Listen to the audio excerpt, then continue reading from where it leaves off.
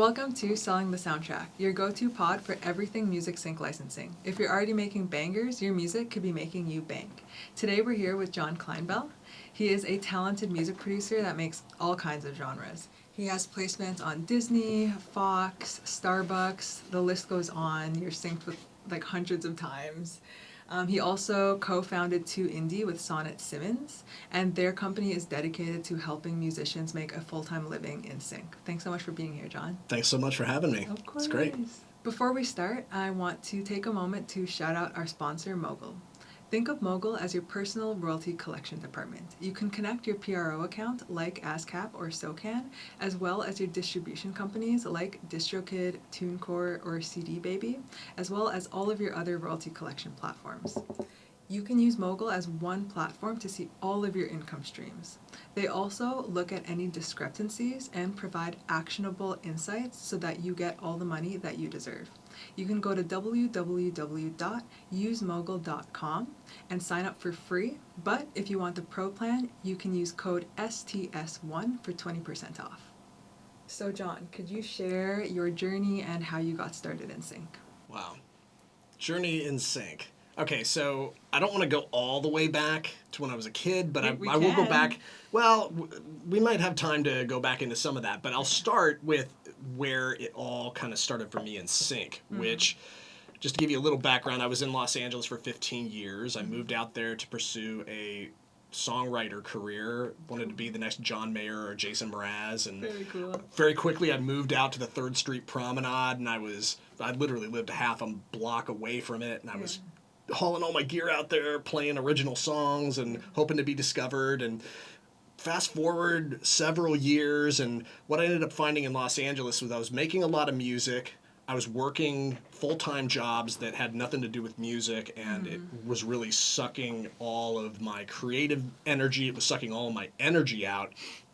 And I realized when I was sitting in like a 15th floor office, corporate office, looking out over Century City, this beautiful situation. I was making a good income, but I was doing a job that was just completely not related to music at all, totally soulless, and I just hit this wall where I was like, I don't want to be 85 years old and look back on my career and say, I didn't make it, I didn't give it all my all. And I just made the decision that I needed to switch gears drastically and find a new course. And so what I did was I quit my job, quit my corporate job. I had some money saved up. I went to India for 17 days. Whoa. Had a whole 4-hour conversation worth of like spiritual trek, very cool stuff that happened. Yeah. But then I came back and it just became very clear to me. One of the things that I got from that was that I wanted to become a music producer. Okay. As opposed to just a writer, just a singer, just an artist. I wanted to become a music producer. And so I just started doing it. And fortunately, like I said, I had some money saved up. I was able to begin to learn how to do that. A couple of years go by, and I'm starting to figure out, okay, this is what I got to do. This is how a compressor works. This is, how I can route the signal into the headphones so that somebody who's singing can actually hear it. Yeah. And I got over all those like beginner things because a lot of this stuff was like completely new to me. But at some point I realized, oh wait, I have to start making money doing this. This isn't just a hobby. I need to actually make a living doing this. So and it just so happened around that time where I was looking for avenues from which to utilize the skills that I was acquiring. It was right around that time that a venue that I used to play at a lot called the Red Room, no, it was Room 5. Room 5 was it, yeah. Room 5, it was on La Brea. It's not there anymore, but it was a really happening singer-songwriter kind of joint.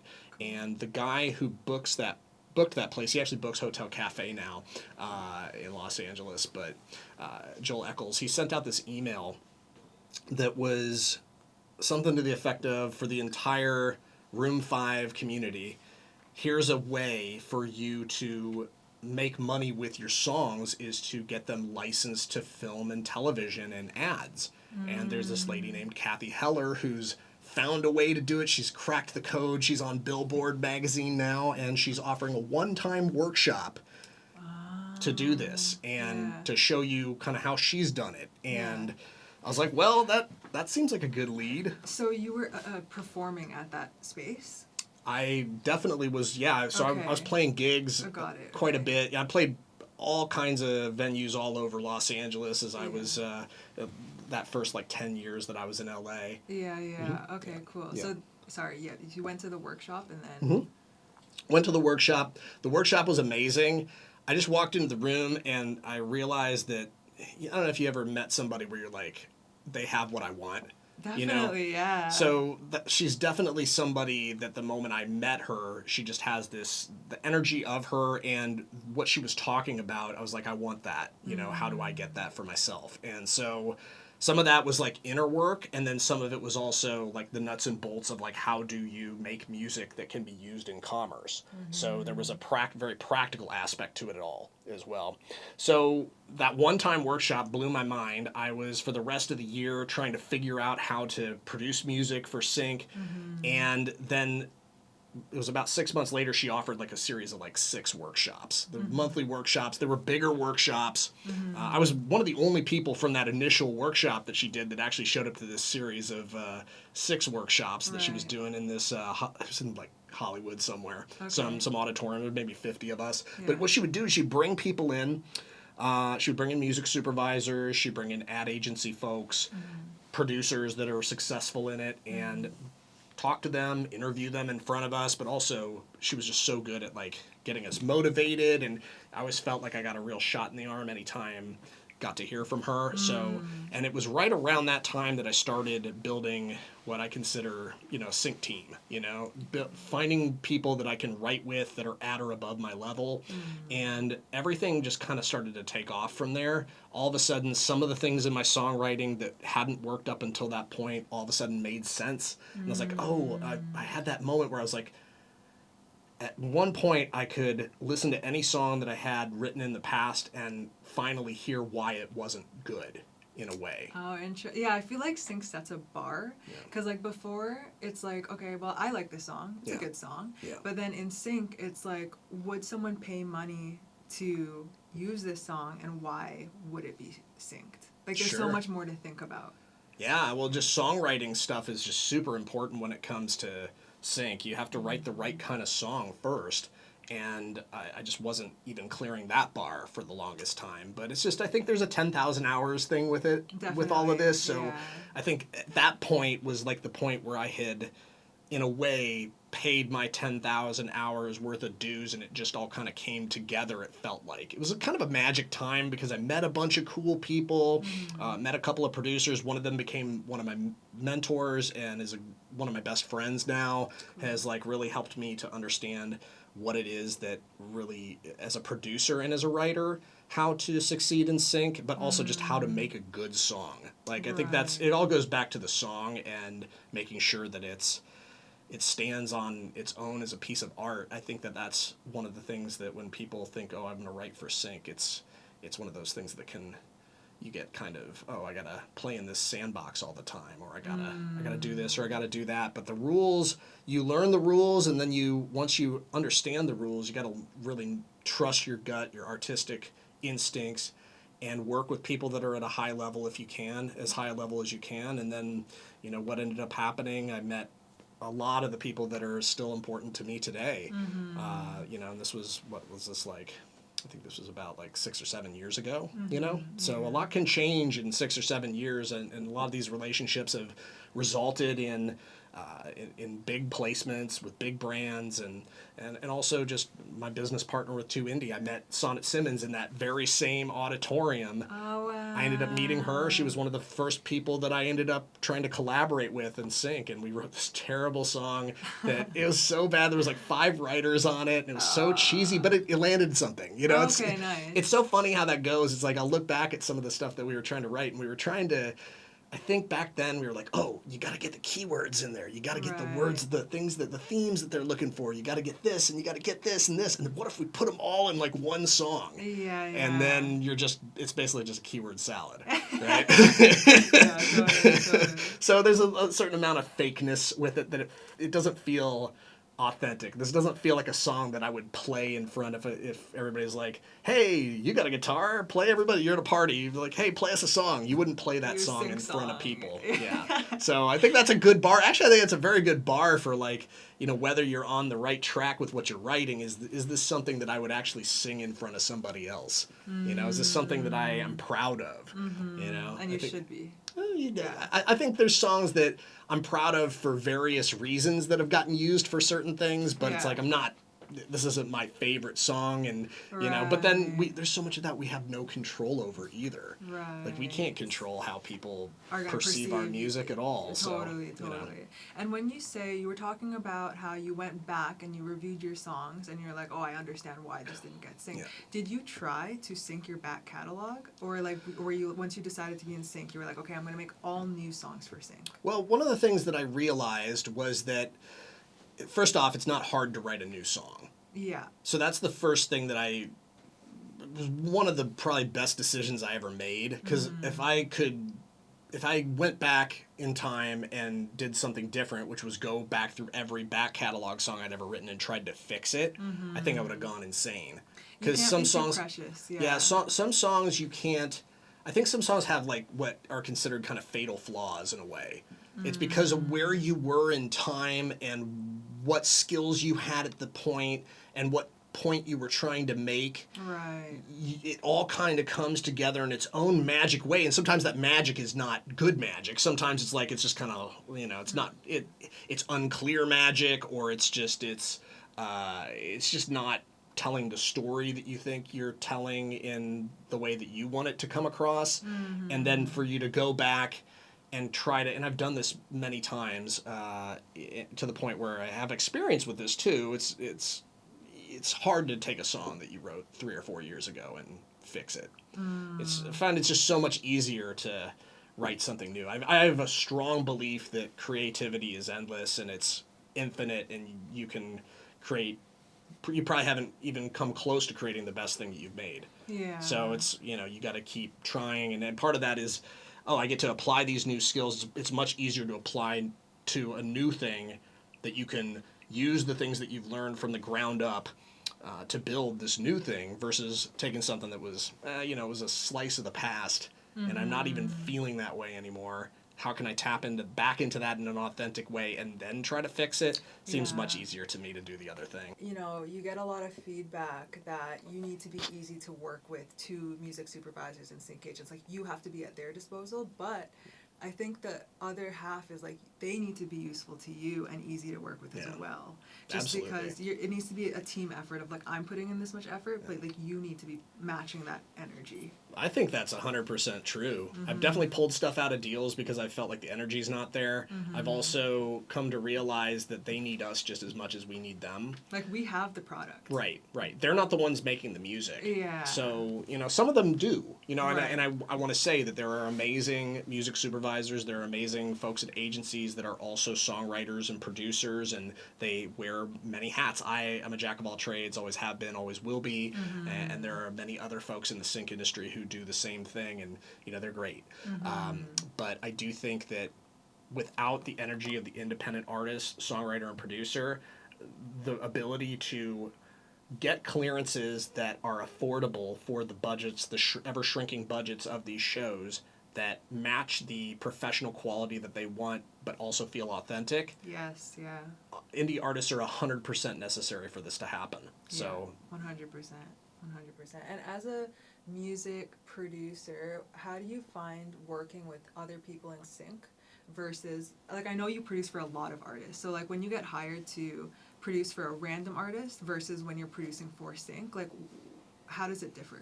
Well, I think the process, most of the folks that come to me because they know I've had success in sync. I've had success with a couple of artists that, it's funny, the artists that I've had success with that have kind of blown up in huge, there's one artist in particular that's blown up in like a crazy way, and I never really expected that. She was a former student of mine. Okay, and cool. So I was teaching her about sync, and then we're writing stuff, and then she goes off and she's having like this, Shannon Blake, she's having this amazing career. Oh, and nice. and you know, to think I had a small part to do in what she's doing is Probably really cool. A big part. Well, you know, it's just, it's one of those things where it's like you see somebody and now they're on like X and Reels as like the hippie Barbie, and they're super famous in a way, and it's like, oh, that's cool. It's like, but these are the kinds of things. There are happy things that happen along the way if you just show up for what it is. The artists that are put up in front of you. Like for me, I was like, at that time, I was looking for cool up and coming artists to help, you know, get to the next level. And part of that was like checking out to see, do they have, now that I've taken a step or two up in the music industry, maybe I can start to think, okay, maybe I'll try to work with artists that have a little bit of a social media following. And so that's what that all was I saw that she had a little bit of a social media following. She wanted to learn about sync. She seemed very talented, and I just started working with her. And, you know, that's some of the amazing things that I've had a song of hers that got landed to a big license on a HBO show that was really cool. So we've even had some sync success with what I did with her. But, you know, to talk about like working with somebody that's, you know, quote unquote, looking for sync versus somebody who's just trying to make cool cuts to release as an artist, I think it's a couple of things. But the first thing that I wanted to say was that I feel that either way, you have to be authentic. Either way, you have to create something that has a high level of professional quality to it.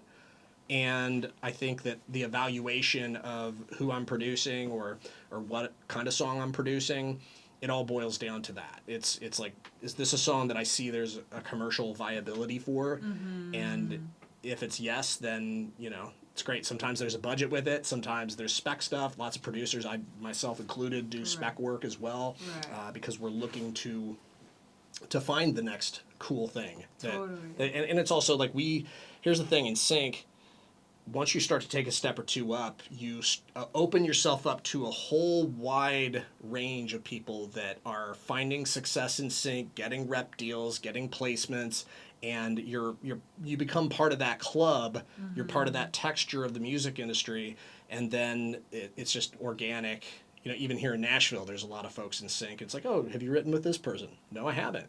Oh, we're playing pickleball next week. You know, I'll invite them over, and then next thing I know, they're in my studio and we're writing something. So there's like these organic things these organic threads that can happen as a result of sync.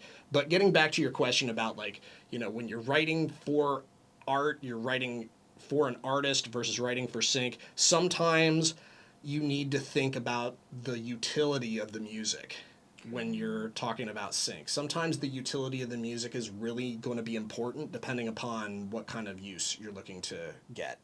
And, you know, when it comes to, for example, like reality TV, pop and reality TV, you got to make sure that there's a ending that has a long ring out on it, because if there isn't, then how is the scene going to end if it's just this like quick end? You got to give people options, give the editor an option there. So you got to have like some cool dynamics. You got to have some starts and stops, and some just different energy. And obviously for a lot of that, like reality, the Love Islands, the Temptation Islands, those kinds of shows, it's fun stuff. So it has to feel fun. Like and I think this goes back to like, you have to have fun making it too. I think that has a lot to do with the quality of the product is the emotion you're trying to convey.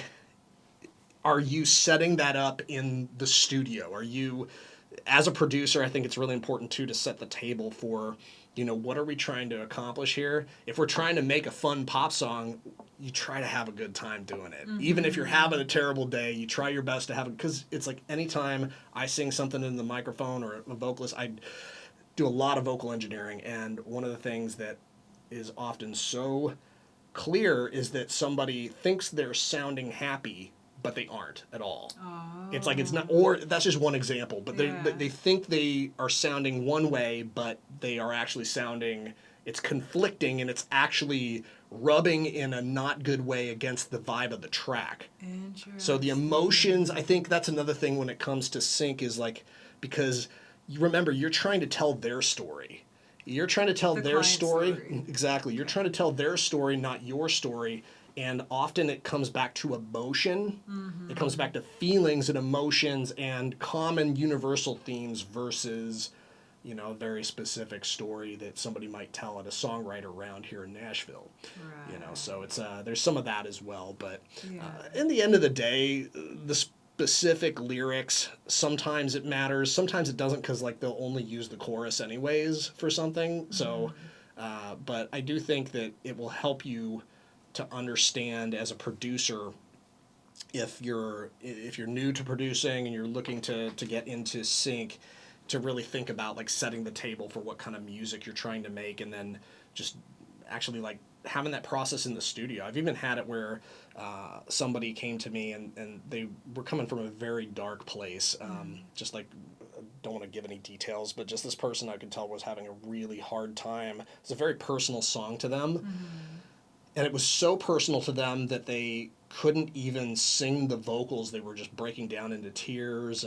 And so what we did was we tried a couple different things, but the thing that ended up working was we turned off all the lights in the room where they were singing. Yeah. Turned off all the lights, and then all of a sudden they were able to just like tap into this like amazingly vulnerable and just, but in a way, this undercurrent, dark undercurrent that was under it, that was just devastating in a way. You could feel this kind of devastating energy with this amazing vulnerability, and the only way that track would have ever come to life would have been in those circumstances versus another artist. I'm just like making them super comfy in the middle of the room, put them on some couch pillows, and you can hold the mic if you want to, you know, and they're just having fun, you know. So it's like, I think there's a lot of creativity that you can have in the studio that I think people, they just have their basic setup and they're just like, oh, okay, you're the vocalist, get in the vocal booth and do this thing.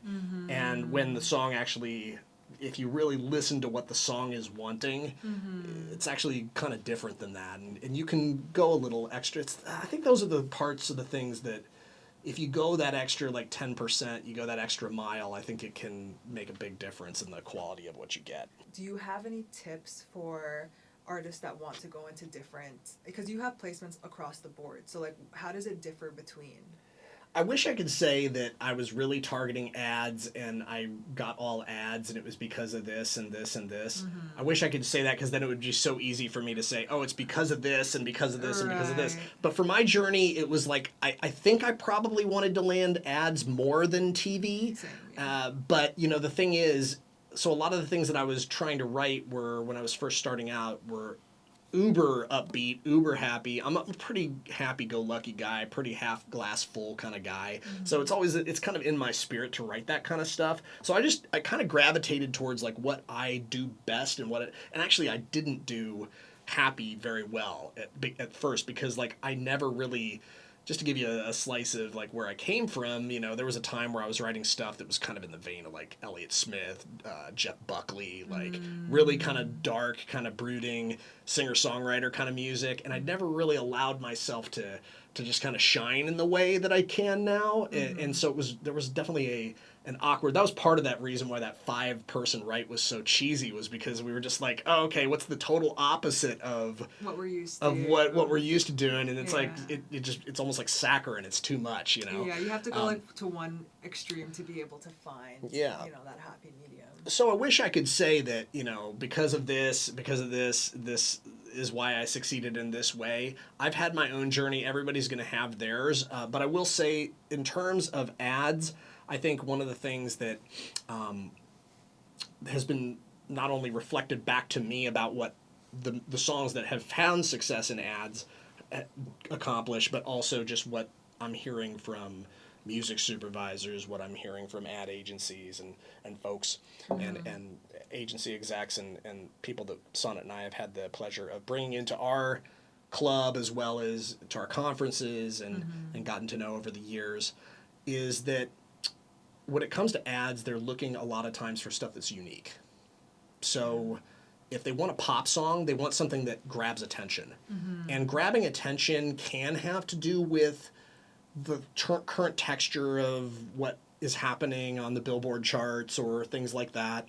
But I think more than anything is like, is there an earworm? Is there like a piece of ear candy that really stands out in the genre and grabs people's attention immediately. If you can cook those kinds of things into your song, it can really be beneficial, because there are folks who listen to hundreds of songs a day. They're just sitting there quickly looking for something that fits. And when they hear something that really pops out and is standout, even if they can't use it, they'll be like, that was a really cool synth, or that drum groove that kicked in, I could totally hear that working. They'll grab that, put that in a folder for later, even if it doesn't work right now. So that's one of the things, is just do what you can to make your songs unique. Is it a unique vocal style? Is it a unique drum pattern? Is it a unique synth? You know, what is it that grabs people's attention immediately? Because in ads, that's what it's all about. The sonic component of ads is they want somebody who's in the other room to hear what's going on and say, what is that? You know, what's going on there? You know, even if it's something that can kind of jar people out of their attention, if that's what the ad is trying to do. Some ads are trying to do that. Some ads are trying to accomplish different things. Some are just, they want to create an emotion behind the story. This, you know, you have the narrator who's telling the story, and then there's this, you know, this kind of bed that just kind of swells up over time and is probably just more of like a scoring kind of bespoke kind of thing. But, you know, it's kind of a different thing than like indie songwriters trying to get ads. But so there's different lanes with all of that. But I think that's one of the things. You got to be unique. You got to find a way. And this is, I think, the trick too, is that lyrics are very important when it comes to ads. There are a million ways that you could say something, but not all of them rhyme. Not all of them sound like something a human being would actually say. You know what I mean? It's not conversational. I wouldn't be at a bar and actually say this to somebody. So that's like one of the things that you want to try to clear that bar of, like, does it sound like something I would actually say to somebody? And is this something that feels creative? Is this something, because cliches, if it's, there's one thing to be said for, you could have a song that goes, go, go, go, go, go. You can have a song that's just doing that, and it's just for the whole chorus. And I've heard it works. It totally works. But there's something unique about the energy in which, if there's somebody that's like, go, go, go, right, go, it's go. a vibe. Versus there's and that might be cool actually if you did that the right way, like something that was just kind of like you don't really care. Yeah, maybe it's like alternative or something. Exactly. Weird. There could be like a weird, or you put a different accent on the voice or things like that. There's so many ways that you can be creative with just those generic lyrics. So you can go hyper generic and just knock people away with the energy of the track and the energy of the vocals and having that all kind of come together in the right way. But I think unless you're trying to do that, you really need to find that you have to, it's that Venn diagram of like the people or the Venn diagram of it has to be fresh and it needs to be conversational. Like those two things kind of coming together, fresh, conversational, and then also relevant, I would say. Like relevant universally is great too. Right. But a lot of times you see, and these are the things you see with searches that go out to like the big places like Taxi and things like that, where they're just blasting it out to anybody. Anytime you see that, it's because they can't find it anywhere. Right. So it's like there's going to be these very specific situations, and that's not all that Taxi does. I'm not saying that's the only thing they do, but but anytime you see like these big platforms that are sending out, and it seems like everybody is sending out the same brief, and you even see in like the smaller, I'm in some private groups and things like that, and you see like some of these briefs even coming up, and those it's like, okay, it's the same brief. It's because they can't find this at all. And so they really need it. So it's like sometimes they need something very specific. And if you just happen to make something that's more specific, then that's great. But they like to, in terms of like having your song be more universally useful in different situations, you're just playing the odds in a way. You know, so you gotta if you're too universal with your lyric too, it can kind of start to feel generic and not like authentic. And it also it feels cliche too, because if it's too universal, then that almost is cliche. It's just like, oh, you're trying to be everything to everybody and not offend anything, or, you know, had nothing to do with offending anything, but it's like, you know what I mean? It's more like, it's like you're trying to be everything to everybody. And by doing that, you're not being anything to anyone. Right. Like what I've heard is keep the choruses super vague, because most of the time, at least in commercials, they'll use the big chorus. Yeah. And then to give it that feeling, you make the verses more specific and authentic. Yeah. So like that's how you can kind of mesh best of both worlds, because you don't want the chorus to be too specific. But for a song to be authentic, you can't have everything be vague. Yeah. So like a way to go about that is like, yeah, make your verses specific, but make your choruses vague. Yeah. Well, keeping it vague, I'm not sure that's what I would say. It's like, it's not necessarily vague. It's more like I don't tell story in the chorus. Like I'm developing the story in the verses. If I'm developing the story in the chorus, maybe they're looking for that, but usually the story is being told on screen. So you're right in that it needs to be, I guess, vague enough, but it needs to be super relevant to what is happening in the verses. Right. But yeah, if you can't get to the chorus, then they're not going to hear your best thing. If you feel very strongly about your chorus, I think it's best to just front load your song with it. That way nobody will miss it, especially if you're in sync. Yeah, and if you're in like a high energy kind of place, is just hit them right away with that. Yeah. But you know, there's something to be said about having a very cool intro. Like intros are also one of those things where 9 times out of 10 it just feels completely throwaway and unnecessary. But if it's done right, it can really set up the song well. So it's an interesting conversation, all these pieces and how they work together and what uses they might have. And I wish there was a formula. If there was a formula for this, you know, probably none of us would have jobs, because there'd be like 3 or 4 people who know the formula better than anybody, and they you know have a monopoly on it. But or AI. Yeah.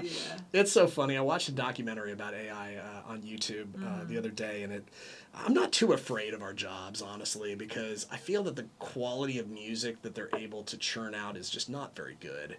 Yeah. It's not very good yet, and I think that there's a lack of understanding of.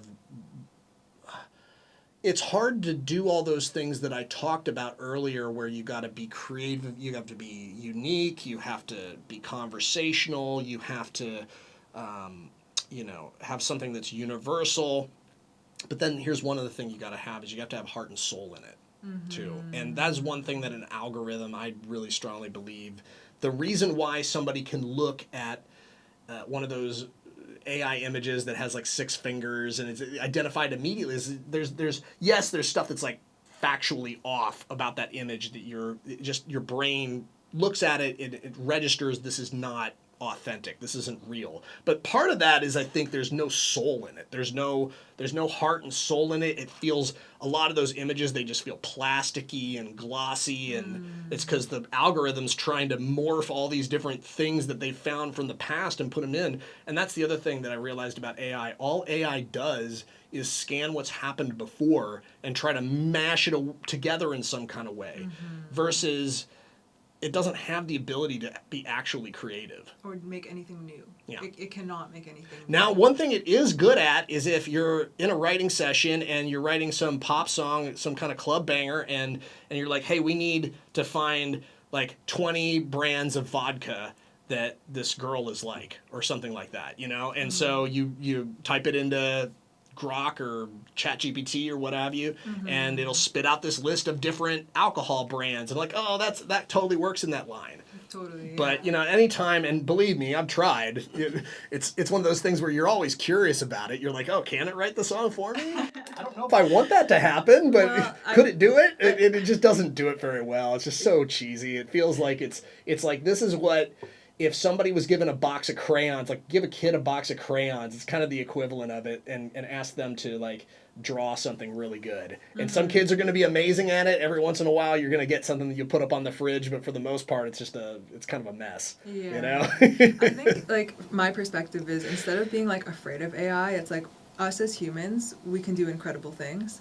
AI can do incredible things, but together, wow, like we can really do incredible things. Like I use like ChatGPT for lyric writing sometimes when I'm stuck, or like I'll be analyzing a brief and I'm like, okay, these are the chord degrees they used. Can you rewrite the different song using the same chord degrees in a different key and add some major 9s and 7s where it fits? And then it's like, oh shit, I would have not made that chord progression myself, but that's dope.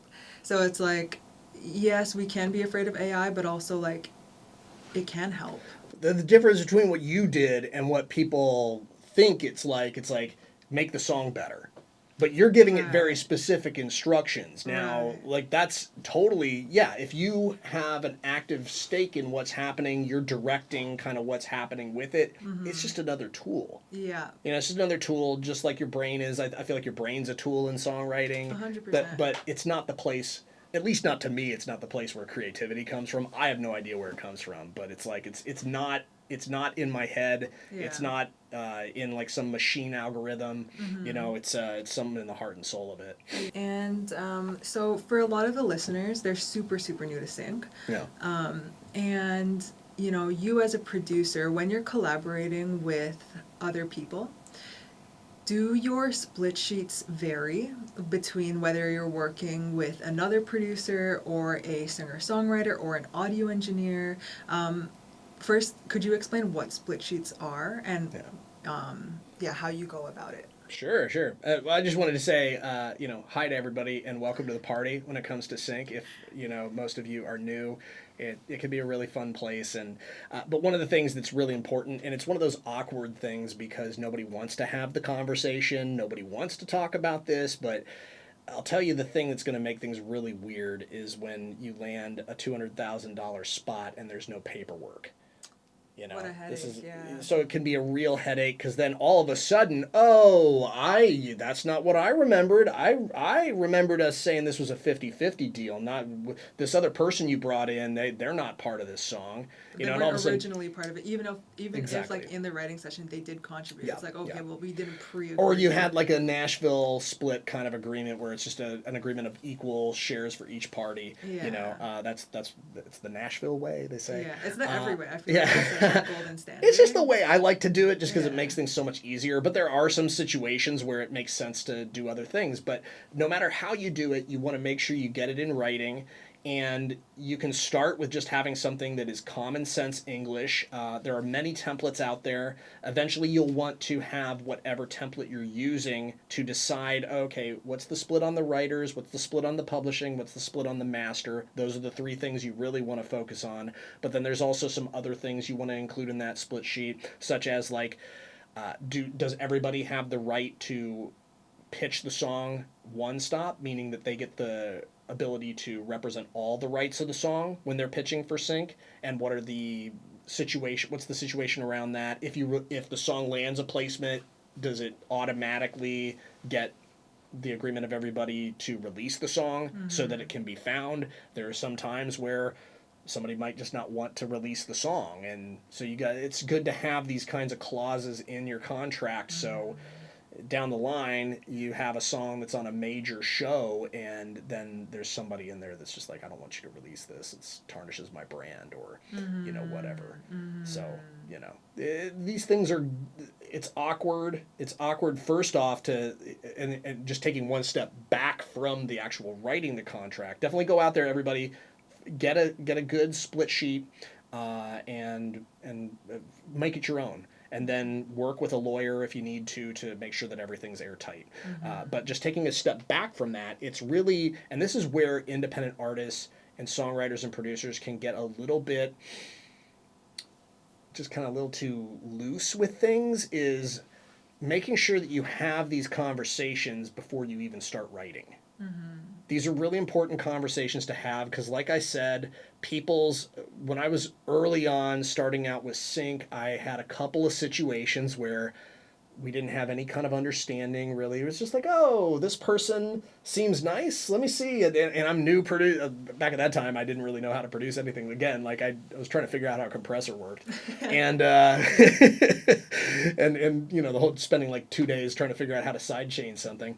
Yeah. And it was around that time where I wrote with somebody, and they brought a song in that they had started, and we worked on it and did quite a bit of work on it. I started making a track for it, and the idea was that we were going to be splitting it 50-50. It was kind of implied that we were going to be splitting it 50-50, and it was fine. And then we finished the write, and I was working on the track, and the next day this writer came to me, sent me this. It's always a bad situation when you see a paragraph. It wasn't a paragraph. It was like a page and a half email. It was huge. And I don't even know what the bulk of it was about, but I just remembered the part where they were like, and I think on the lyric writing, I should get like 7.23% more. It was some ridiculous. That Like leaves down a to, sour taste in your mouth. it I was was like, so I'm not going to work with you again. stupid. It was so Yeah. dumb. It was so dumb. And yeah, and that's a good point to make too, is that being easy to work with and having fun working with people can be a Yeah. huge thing in sync. But I think that's just a good thing in life. Yeah, You know, absolutely. Yeah. you're not gonna have too many friends if you're just like hard to work with and all that stuff. But anyway, so like she was just, that energy was really bad, and that was like the first taste that I had ever had of somebody kind of reneging on like what the deal was that we thought was going to happen, and then it was just like, oh, that's not cool. Like, why did you do that? Like, you broke my trust in a way. And it's like, Yeah. and there's a good faith that goes into, I think, most independent artists and songwriters and producers when they come to the table, especially because they don't have like big lawyers backing them and they don't have a big budget. They're going in with, and I think it can sometimes be naivete. Is that how you say it? I don't know. But I was very naive when, I just know how to say that for sure, because I was very naive when I first moved to Los Angeles, got burned a couple of times, and you know, it's unfortunate that happens, but I think this is one of the things that independent artists can definitely do, is make sure that even if it's awkward, even if this person has credits, even if this person, less awkward though. To do that, it makes it less awkward in the long run. definitely. But it can feel so in the moment. Imagine this: you walk in, this producer who gives you a shot to work with them for 2 hours, and they have a trophy or like some kind of plaque on the wall, or they worked with an artist, they knew the drummer of this artist is your favorite artist of all time. These things happen, by the way. The music industry is a very small place in a way. So, you know, independent artists might come into that situation and just kind of have stars in their eyes in a way. But then also can happen just because somebody's insecure because this other writer who's not even a big shot in any kind of way, they're just a little better than them. And so they walk in and they're just like, oh, if you say so, oh, if you say so, you know, have that kind of attitude versus like, hey, let's talk for a second about what we're trying to accomplish and what the splits are going to be, what the master rights are going to be. And this is a very crucial one when it comes to sync in particular, because there are still producers that have a track record in the artist world, but they really don't do sync stuff a lot. And what can happen sometimes with that is that they're just, especially with anything that's like spec, they're just like, they assume that they take all of the master. So you just have to really have that conversation with them. It's like, especially if you want to go out and then pitch the song, you absolutely, because you have to have, remember with sync, and this is a really important point for anybody who's new to sync, it's such a complicated business, but one of the basic fundamentals you absolutely need to remember is that you need to clear both the master side and the publishing side in order to sync something to picture. And if you don't have control of one of those, then you're at the mercy of whoever does have control of that. So that's why it's important to really take ownership of your own career, have those conversations. If anybody gives you major friction for having those kinds of conversations, that's a big red flag, and you should probably run away.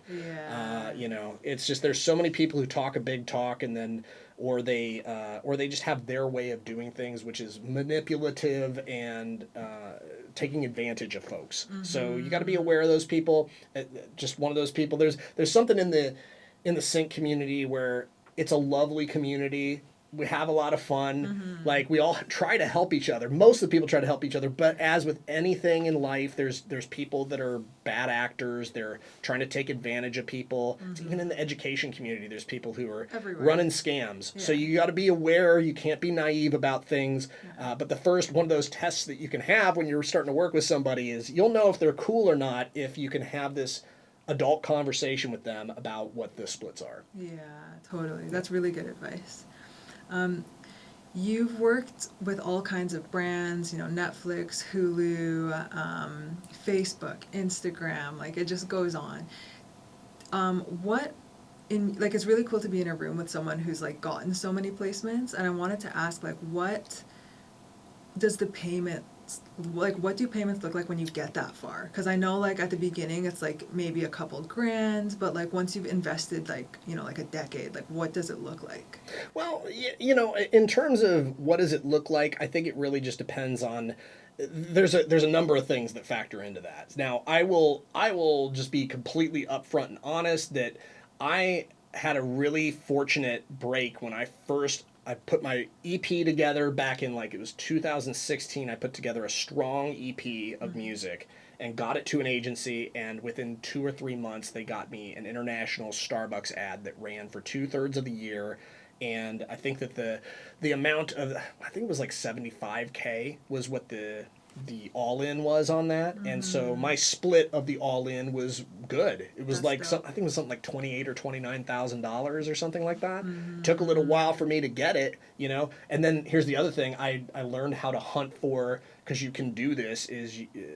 I was with ASCAP. I'm with BMI now, but ASCAP, I had to register all of the uses of because there were 16 or something ridiculous number of variations of the ads, and they were all using my song. Right. And so I had to go in and find I don't remember what program I used because so long ago, but I had to go find all the individual variations of that. Yeah. And so part of this is like, sometimes you'll get those big master sync fees, and then sometimes, excuse me, That's okay. sometimes there'll be this, sometimes you get these big master sync fees, and then sometimes you have to go looking for the smaller part of that. But it was totally worth it for me in that case, because I ended up with, like, I think it was like $6,000 or $7,000 off the back end of just the performance royalties of those ads that were airing internationally. Wow.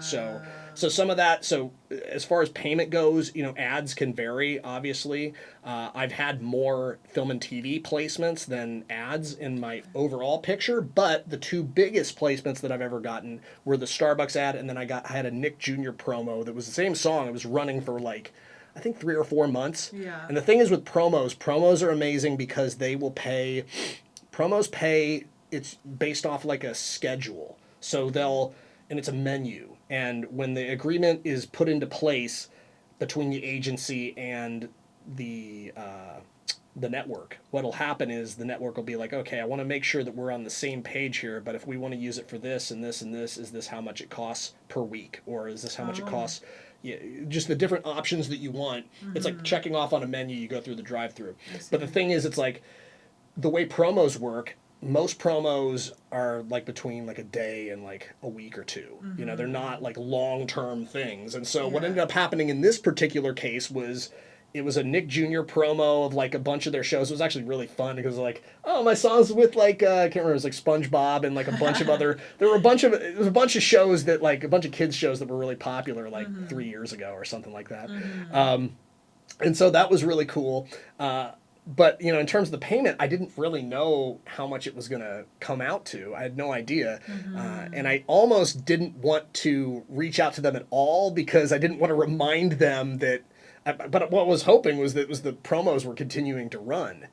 And that's exactly what happened. It ended up happening where the promos ran for like 3 or 4 months, and then I got paid more from that than I did. I made off the I ended up they ended up paying you. It's a master sync fee, but I ended up getting paid more for that than I ended up getting paid for the Starbucks spot, which was pretty crazy. And then there's going to be those large chunks, those chunks that come in. I've had smaller ones that come in, and then so.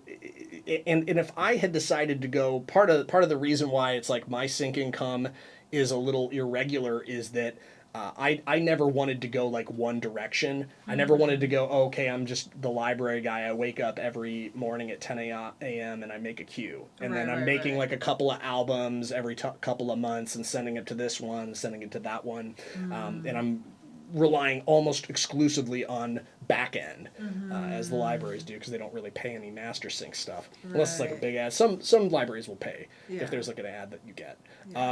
So there's those. It really just depends on your strategy. So there's that. There's the TV shows. You know, those can pay anywhere from like gratis to like, you know, $6 or $7 grand. The ones that I've gotten. I know some other independent artists that have gotten ones that are 10 or 15K, and it really just depends on the show. But, you know, in terms of like increasing your income, I think it's one of those things you just really have to continue showing up for it. And the more you want to be a specialist in certain things, then you'll know like this is how I need to make this many cues for this to make sense. And just, like I know the folks that are in the library world, I know a couple of them that do really well, and they just Pump out music. they're just pumping out music. That's what Right. their thing is. They're just like, and it's some of it's not great. Yeah, So of it's course. just like Yeah, of they're course, making yeah. acoustic tracks, and Yeah. and they're just so used to playing the acoustic guitar every day that they're just like sitting there, turn the microphones on, and they kind of know what they want like before they even play the thing. So it's one of those things where you can get very specialized in sync, or you can take a more rounded approach like I do. I also do other things. I do session vocals, I produce people, I also coach about music licensing. And so for me, my whole picture has never been like, I'm going to make a full-time living in sync and this is how you do it.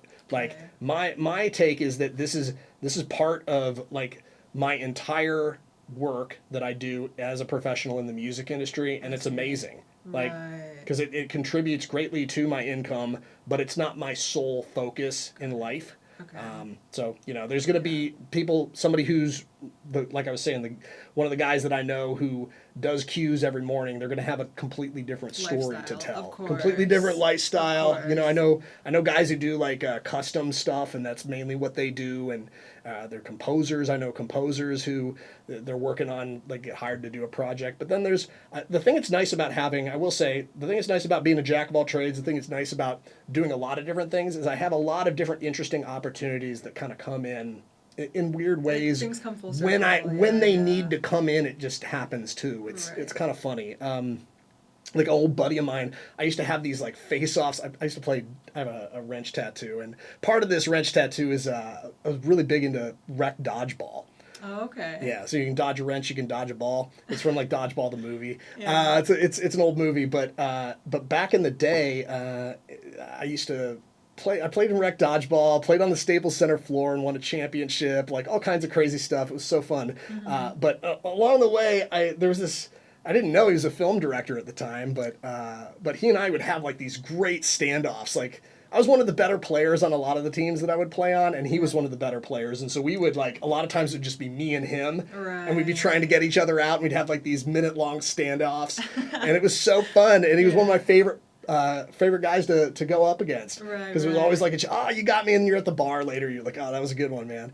But then fast forward years and years, and he hits me up out of the blue, and he's like, hey, I need help clearing a song.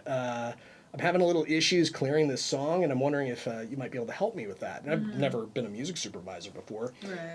But I was like, well, maybe I can help him out, even if it's just pointing him in the right direction. So fast forward a little bit, turns out we couldn't clear the song. It was an awkward situation that he wanted, but I was like, would you be down? I could put together a team that could make like the perfect song for the scene you're trying to put some music in. And he's like, that sounds cool.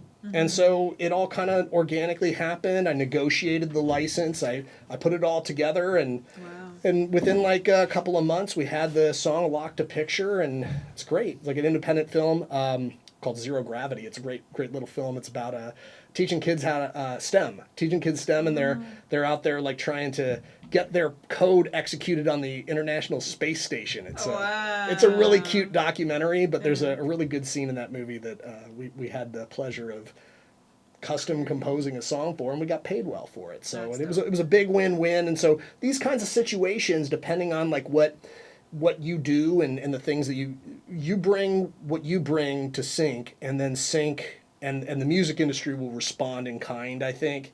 And it all goes back to relationships. Like, imagine if, I think about this, it's like if I had been like that guy, the director that I was playing dodgeball against, if I was a poor sport about it, if he got me out, he wouldn't want to work with you you again. I'm not going to talk to that jerk. He got me out. Like, it's like, and I had like a bad attitude about it. It's like, I think this is where it all just goes back to, if you want to have a lasting career in the music industry, you don't have to be like the people person. You don't, because there's plenty of people who aren't, but you can't make a bad name for yourself. Your reputation is so important.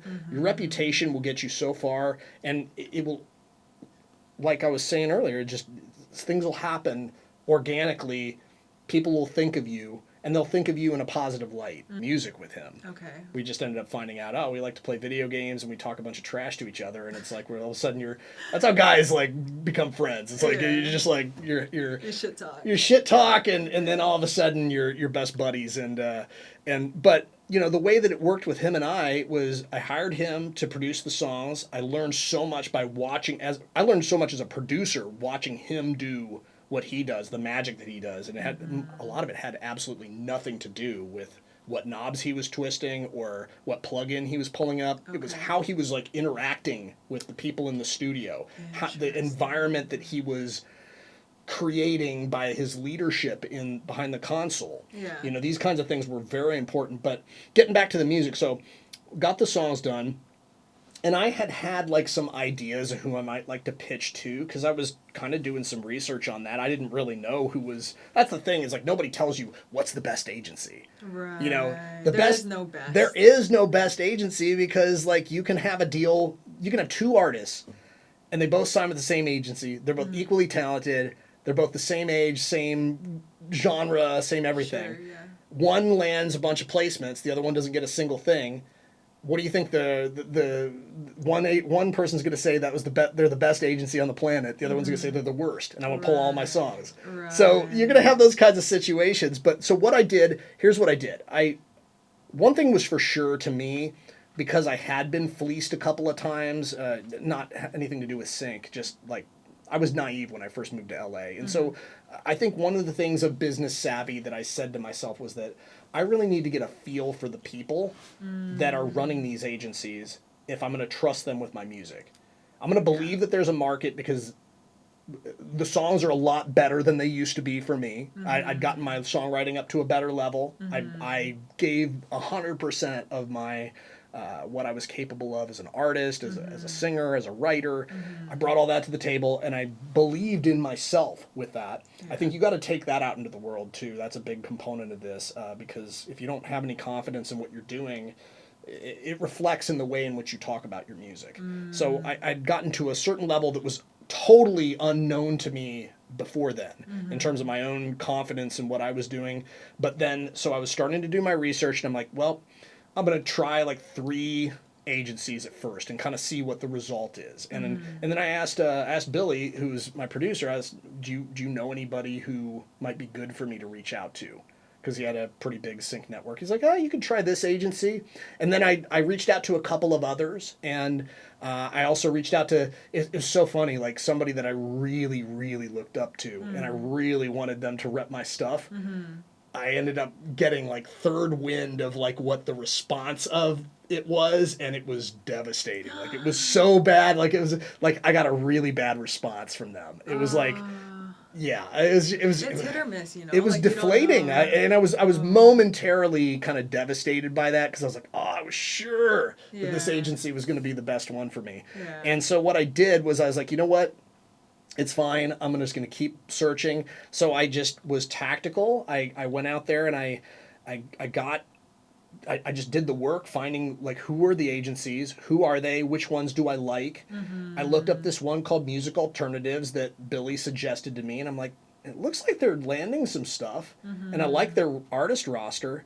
I think at the time they had like some big, it might have been James Taylor's catalog that they had the rights to too. So it wasn't like they were small time or anything like that. Because I was like, it'd be really great if I could work with somebody who's not just new to this, and they can be an asset. Yeah. Well, and this goes back to like, you know, one thing to be aware of with agencies, there are some song collectors out there, and I just call them song collectors because I have no other way to really put it other than to say that they're not really landing anything. They're just like collecting songs and not really placing anything, and it's unfortunate, and a lot of these folks are people that are open to music that maybe is not as good as some of the music that's getting accepted by other agencies, and so that's why it can be momentarily exciting to some people to get their music signed, and then nothing ends up happening with it. So it's not just about finding the home, but finding the right home. You got to find the right home. And so when I was going back, I was like, okay,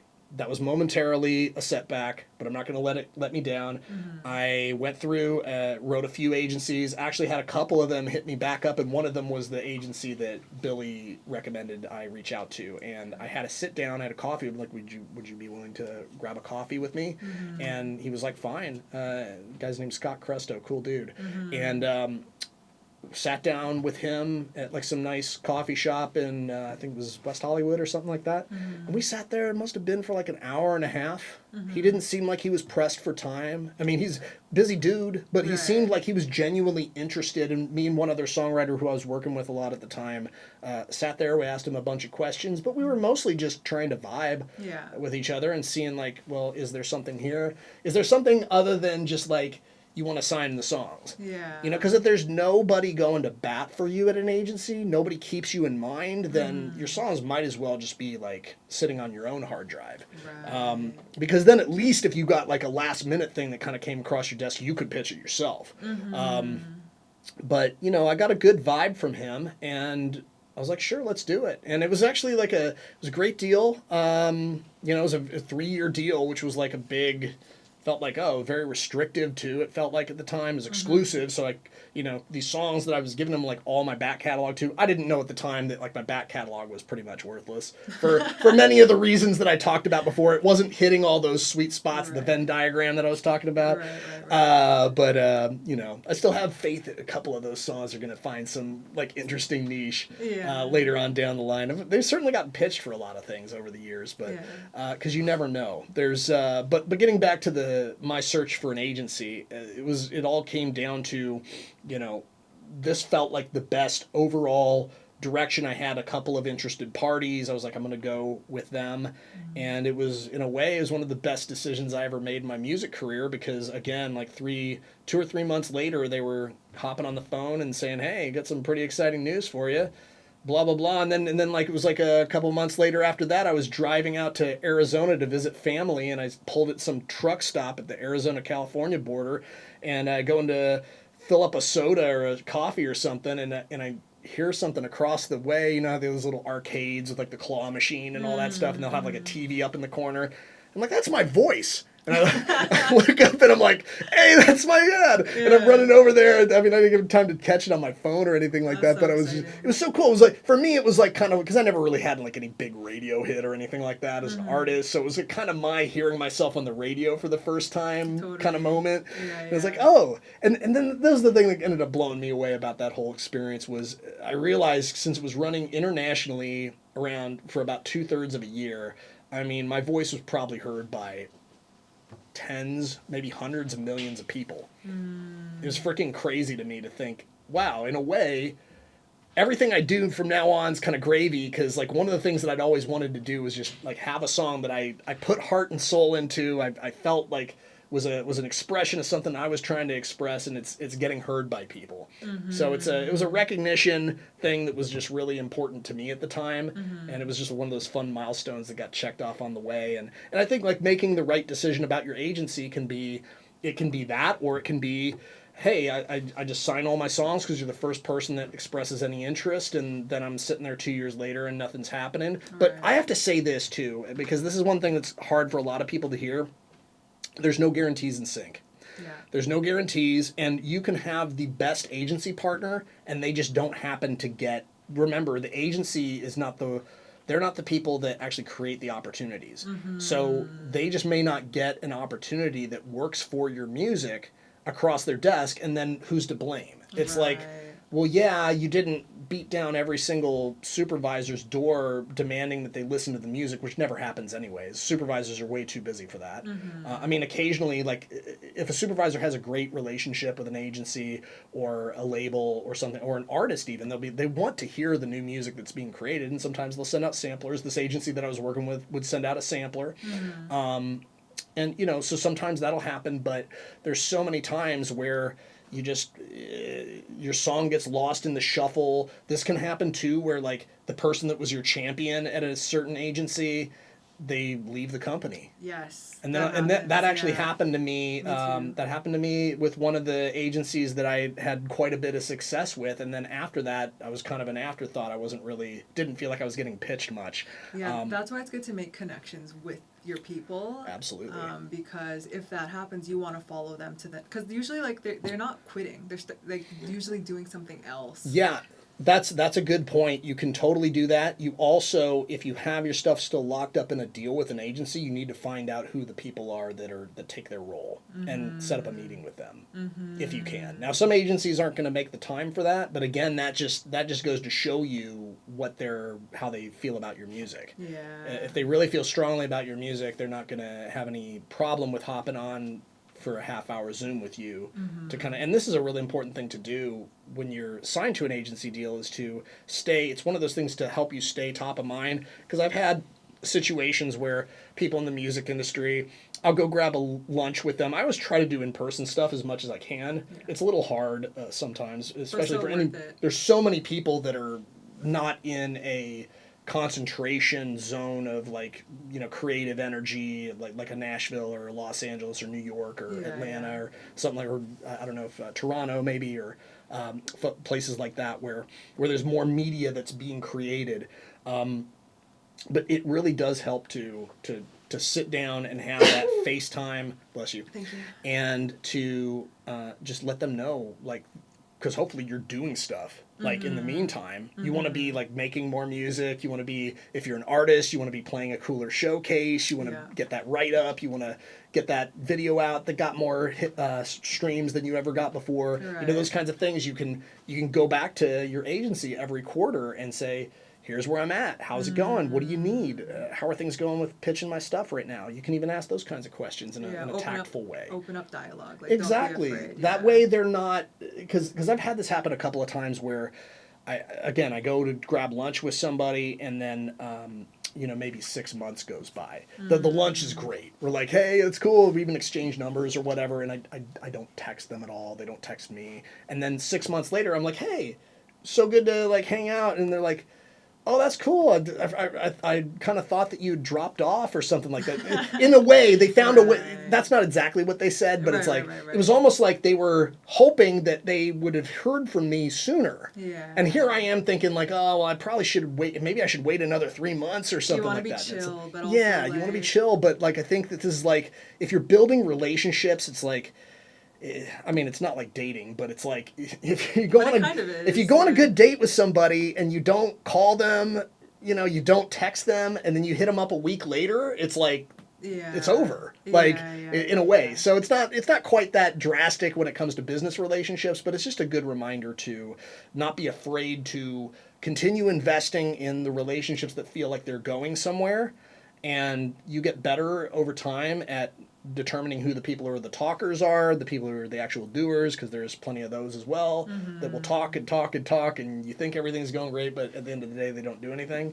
And I'm not just talking about like people in sync, I'm talking about people in the music industry. It's definitely an epidemic of that in a way. There's a lot of talking that goes on, and but here's the thing that's great about that too. If you're a doer and you know how to talk in a way that's, you know, not totally over the top, and I mean, there's nothing wrong with promoting yourself, but I think like there's a tactful way to promote yourself that feels authentic versus like you're just more all hype and over substance. So, but if you are one of those people, it's kind of like the corporate world. If you're productive at all, they'll never let you go.